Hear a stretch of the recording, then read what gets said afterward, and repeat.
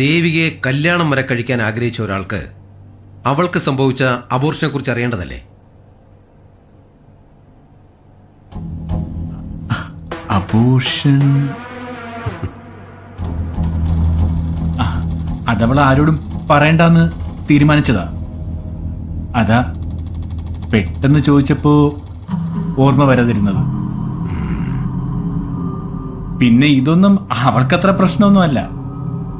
പിന്നെ ഇപ്പൊ ഇത് കുത്തിപ്പൊക്കിക്കൊണ്ടുവരുന്നത് ഇതൊക്കെ ആളുകൾ അറിയുമ്പോ സെന്റിമെന്റ്സ് വർക്കൗട്ട് ആവും. അതിനുവേണ്ടി തന്നെയാണ്. അവള് നല്ല നടിയാണ്, ക്യാമറയ്ക്ക് മുന്നിലും ജീവിതത്തിലും.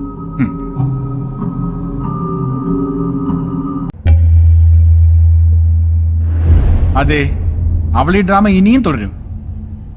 ഇനിയും പല കഥകളും ഉണ്ടാക്കും. ഇതൊന്നും അവള് ചെയ്യുന്നതല്ലല്ലോ. അവള് കഴിക്കുന്നതും നടക്കുന്നതും ജീവിക്കുന്നതും ഫുള്ള് ഡ്രഗ്സിന്റെ പുറത്താ. പിന്നെ നേരത്തെ അവള് പറഞ്ഞ മീറ്റു, അതും പിന്നെ ഞങ്ങൾക്കിടയിലെ സെക്സ്, അതും ഇതൊക്കെ ബ്ലഡ് റിപ്പോർട്ടിലുണ്ടല്ലോ. ഈ പറഞ്ഞ ബ്ലഡ് റിപ്പോർട്ടിൽ സഡേഷന്റെ കണ്ടന്റ് കൂടിയുണ്ട്.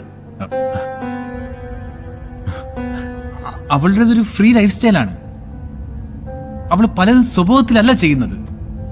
ഇപ്പോ ഡ്രഗ്സിന്റെ ഒപ്പം അവള് വേറെന്തൊക്കെ കഴിച്ചെന്ന് ആർക്കറിയാം? എത്രയൊക്കെ ഒരു പെൺകുട്ടി ഫ്രീ ആയിട്ട് പെരുമാറിയെന്ന് പറഞ്ഞാലും ഇനി അഥവാ പെരുമാറിയാൽ തന്നെ നരേഷേ, അതൊക്കെ റേപ്പ് ചെയ്യാനുള്ള ലൈസൻസ് ആണ്. അപ്പോ റേപ്പ് അല്ലാത്ത ഒന്നിനെ റേപ്പ് ആക്കാം അല്ലേ?